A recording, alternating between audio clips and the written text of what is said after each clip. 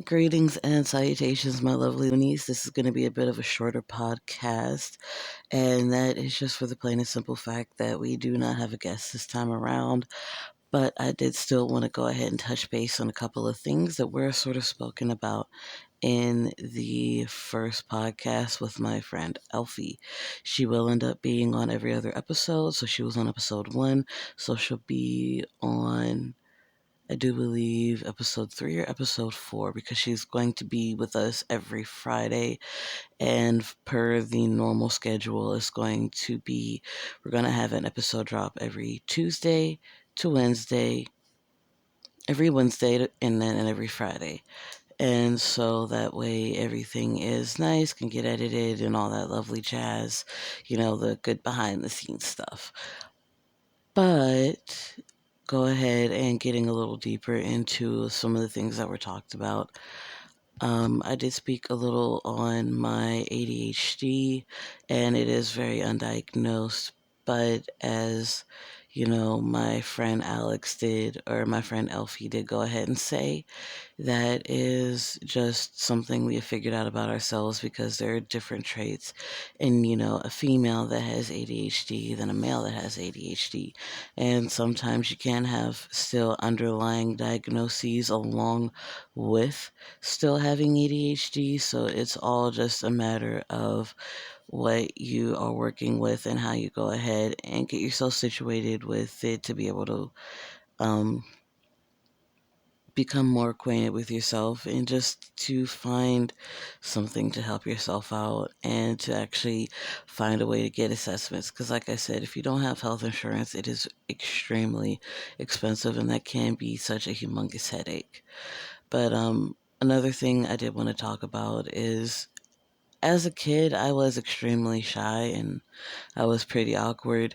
It took meeting my friends in middle school and high school to really, truly get out of my shell and actually become the person I am sort of today because it helped me to want to question myself and expand myself just a little bit more to figure out who I am and just what I really wanted to do and what I truly enjoyed doing and would love to do for hours on end. And I figured out that it's just doing this podcast, doing Minecraft videos, doing different gaming videos, enjoying myself in just everything that has to go with me expressing myself creatively and also being that sort of role model that's maybe some people don't have.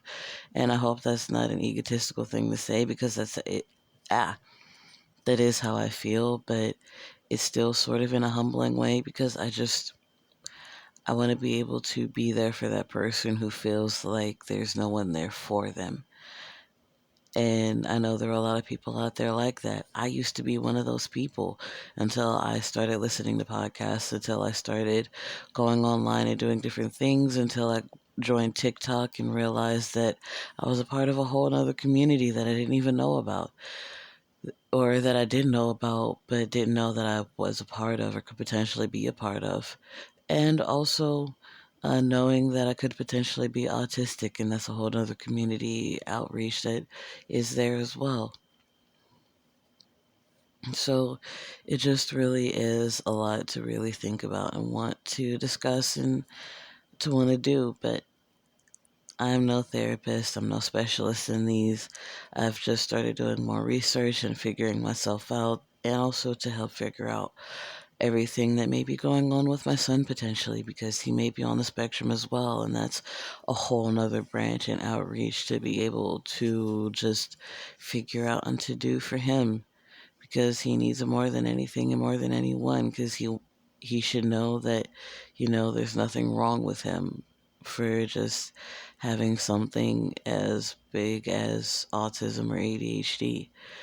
And he's only 18 months, but as you get older, you do sometimes feel like, oh God, what's wrong with me? Why can't I do this? Why can't I do that? Why is it so hard for me to do certain things? Why does it feel like I always forget everything, even though I have a perfect memory for other things? It's just, and even just questioning yourself about why am I a troublemaker? Why do I always feel like I'm getting in trouble? Why does it feel like I can't comprehend certain people in certain ways? It's just nice knowing that, you have this and to be able to express yourself through it and figure out what is the strongest way for you to be able to. And it's just nice to know that there aren't those things wrong with you. And to be able to just understand yourself a little bit more, a little bit more deeply. It's just a nice thing. It's more comforting. And let's see. Another thing I did want to speak about is there was something we spoke on about a certain friend and something happening to me that wasn't quite wonderful. It was the time that I did try to go back to North Carolina. And I'm not going to say anybody's name because I don't want anyone to really get in trouble for this. It's been a few years now. I'm not angry about it anymore. I'm not upset.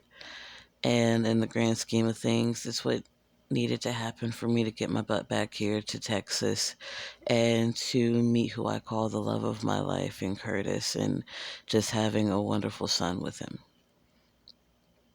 But while I was down there, I was living with him.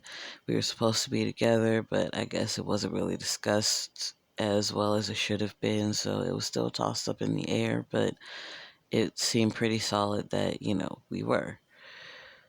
But after a very difficult night of just being really pissed off and frustrated with him, and admittedly having a couple of beers, um, instead of actually going home, this could be another sporadic mood disorder thing or ADHD thing that I do have. I ended up going to his friend, but he was an older male, but I didn't think anything of it because he was just always so warm and inviting and saying, if you ever need to come up here, don't hesitate to ask. I didn't think that was anything wrong or bad with that. I just figured, oh, this is a kind man. He's being very generous. He's being very sweet. Sure, why not? So I went there because we were having a rough patch and I didn't know where else to go or to do. And he was literally just not even a 5-minute walk away. He was just down the road from us, 2 doors down. So I went to him, and at first I thought we were just having a nice and pleasant conversation until he tried to make a move on me. Thankfully, nothing went more than that, and I slept on the couch. But I didn't really feel comfortable the entire time and literally sat looking at my phone waiting to just go home. And when I did, of course, the my boyfriend, so to speak, was sitting up and sort of waiting on me and really upset, believably so. But we said that we talked it out, we discussed it, and thought everything was going to be a little bit better after that. Because we even dived into a few things that I didn't even know that were bugging me. So it was like, yeah, this he is boyfriend material. And so after all of that, he had left out because he had a little work to do to be able to help keep running things in his house because he did own his own home, which was a bit of a baller move. And it wasn't the hugest or best thing. It only had a few rooms. It had one bedroom, a living room area that you could kind of couple as a dining room, and then the kitchen, and then, of course, the bathroom. But everything was kind of connected in a circle. You could enter into the kitchen from the bathroom, but also you could enter it from the bedroom as well. You could enter the living room from the bedroom or the kitchen, or sorry, you could enter the bedroom from the bathroom of the living room, and the living room was sort of in between the bedroom and the kitchen. It was just like a giant circle. I know that was sort of rambly. Sorry about that. But it was a nice, small, quaint little home. I thought it was cute. I myself liked it and seemed like he liked it enough. But he was out and we weren't, the richest at this point. So I ended up going to get some free food that was up at a cafeteria nearby us. And I was going with this chick that they had known, and she seemed pretty cool herself. She even liked to crochet, and we kind of bonded over that. But we were up there, we were eating, and I guess I must have talked too loud to somebody who overheard and then just started a rumor about what had happened that night, which wasn't good in itself either. But when we had gotten back to the house, we thought everything was fine. I even had extra food for everybody. So that way, we could eat and it not be too big of a deal this time around. But, we had, but me and the girl, we were sitting there, we were crocheting, we were just enjoying the day. And the other guy that, I was at his house and things got uncomfortable and didn't even really sleep on his couch. I was just there till a certain time and came home. Him, let's just call him, I guess, hmm, let's just call him Keith. Keith came over and he started freaking out and telling me, whatever you say, nothing happened last night. It's like, yeah, nothing did happen last night. He's like, cool.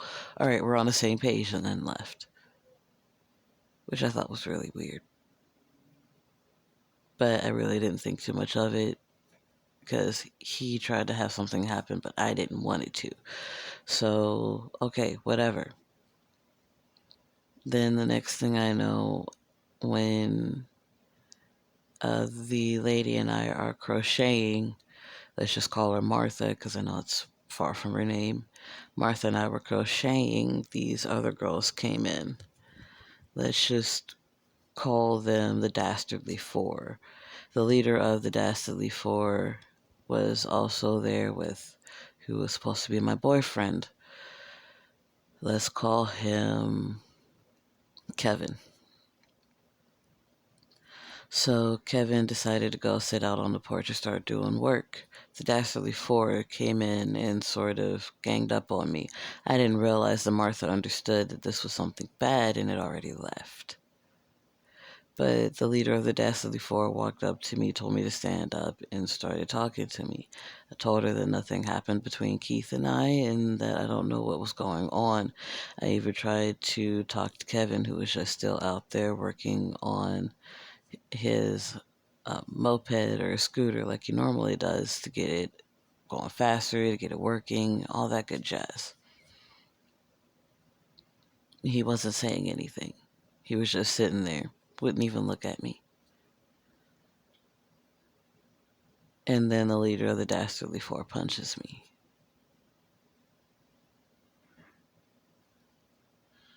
And I'm confused as to what's going on, blindsided. And they're now ganging up on me and essentially telling me to get out. Kevin's not saying a word.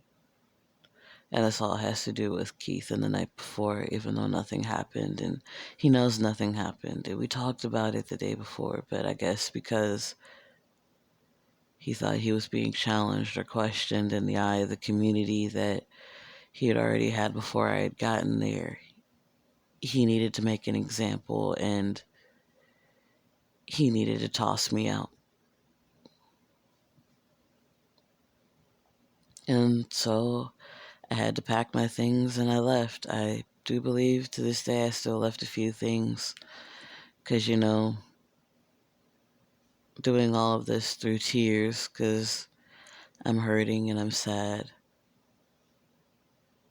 but also because I'm physically hurt because they did get me pretty bad. I still got a fractured rib from it to this day. It's not a happy memory. I ended up getting help. I ended up coming back to Texas and having a couple boyfriends in between meeting Curtis, but he was the one I ended up being with, and it's been a beautiful life ever since. 5 happy long years. We have a son, and everything's a lot better. But that is a story I did want to talk about because we did sort of gloss over it for your time's sake and heartfelt sake, because you already know about, the death of my father. But I did want to touch base more on the death of, my great grandfather, because he did pass away a year after that. And that's when my wild phase really sort of kicked in. And that was, before the whole thing with Keith and Kevin and the Dastardly Four. But with my grandfather, that was such a rough and difficult time for me because he was my father figure for a good chunk of my life, for a lot of my life. Even though, my dad was my dad, me and my grandfather was there even though he didn't need to be or didn't have to be. But he stepped in and he took over that role, and we were so close. So when he had passed away, it was a really, really rough time for me, and I did not know how to really handle it at all. And it was really difficult coping and becoming a person knowing that.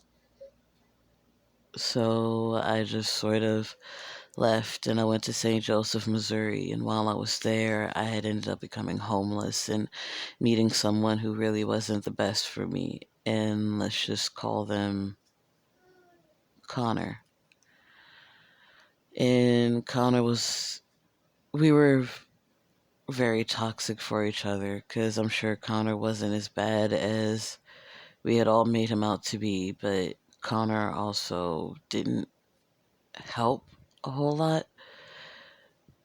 But he was still pretty young, and I was a lot older than him. So it didn't, well, not a lot. He was 17, 18. I was 21, 20. No, he was 18, I was 20. Sorry, I had to remember it because it's been such a while. But no, things weren't the best. They weren't the healthiest. And a lot of stuff happened with me and him. And one of those things was me ending up in jail because we had shoplifted from Walmart. And I've already done my time served. There's nothing more that I need to do. So I'll just comfortably divulge it. I have been to jail before. I am within the system of Dallas County. But that has thankfully been almost 7 years now, so I can comfortably start looking for better jobs and, supporting myself a lot more and being better about myself. And not beating myself up so much about it and it being such a thing. But after going to jail and having that rough of a time, I went, and that's the time that, the thing with Keith and Kevin happened. And then I came home to, sadly, Connor and took him back for a while. But I also found who I call my clone and my twin, and my twin and I are still very close to this day, and he is like my best, best friend. I love him to death. And as you all know, that's how I also got to meet Curtis. But in between that, I also met another friend. Let's call him TK. And after a while of no longer wanting to be with Connor, TK and I got a lot closer. And I thought that he and I would actually be an item. But he had other plans, but I'm not upset about it because TK and I are still pretty close, and I still do appreciate our friendship and everything that's happened along the way because it's just, we've grown a little bit more apart, but it's just still, I don't regret it. And he's another person that I love to death to this day as well. And this is just to show that a lot of things can happen just in a short amount of time, and it be both confusing and terrifying. And you not really know where to go or what to really do. And sadly, I do have to cut this short because this is early in the morning and it does sound like my little one is awake. And I do know I said that it would be every Wednesday and Friday. So look forward to our new schedule and our normal schedule. But until then, I do love all of you guys. And don't forget to follow me at Luuney_Lulu on Twitter and at Looney_Lulu_DIY on Instagram. And Luuney Lulu. And remember, all of these are with U's. Luuney, Looney, except for Looney, LUUN3Y underscore Lulu for my second Instagram. And if you want to go ahead and follow my YouTube page as well, that's just Luuney Lulu. No underscores, no extra spaces. And if you do want to follow my friend Alex on her Instagram, that her handle is DEAF Echo ECHO 1313, and on Twitter it's at DEAF Echo ECHO 13. So go ahead, give her a follow, give me a follow, and don't forget to stay lovely and stay loony and echo your calls out into the world. I love you guys, and I'll talk to you later.